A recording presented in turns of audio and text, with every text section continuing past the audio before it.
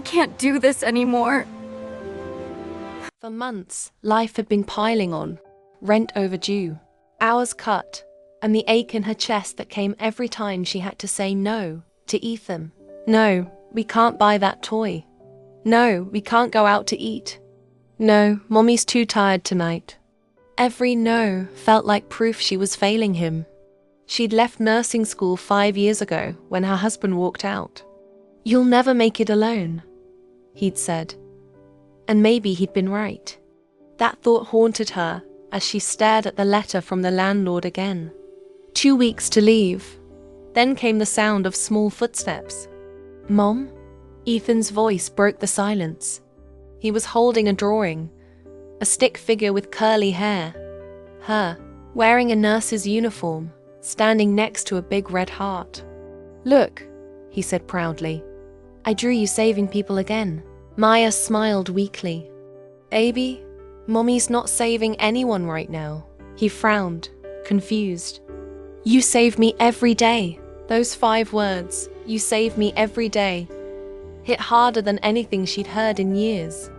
She pulled him close, his small hands clutching her coat sleeve. He didn't see failure. He saw strength. He saw home. That night, after Ethan fell asleep, Maya sat at the kitchen table with her old nursing textbooks spread before her. The lamp flickered, but she didn't stop reading. She filled out the online application to a local night nursing program. Hands shaking, tears falling on the keyboard.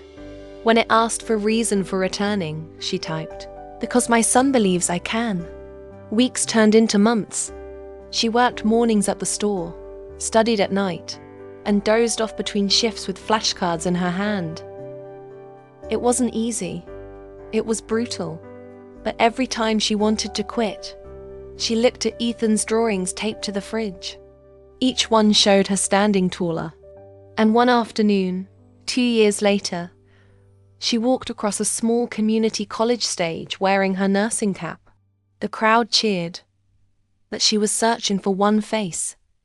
Ethan's. He was standing on a chair, waving wildly, holding a sign that read, "Told you, Mom." Her tears fell before she could stop them. That evening, as they walked home together under the same orange trees where she once felt broken, Maya looked up at the sky and whispered, "Thank you." Not because life was suddenly perfect, but because she'd finally realized the strength she needed was never missing. It was just buried beneath the noise of her doubt. She didn't just become a nurse. She became the woman her son always believed she was. Sometimes, the person who believes in you is the reason you finally learn to believe in yourself. If this story moved you, don't keep it to yourself. Share it with someone who needs a little hope today. And if you believe in stories that heal, inspire, and remind us we're never alone, follow I Spy Stories for more.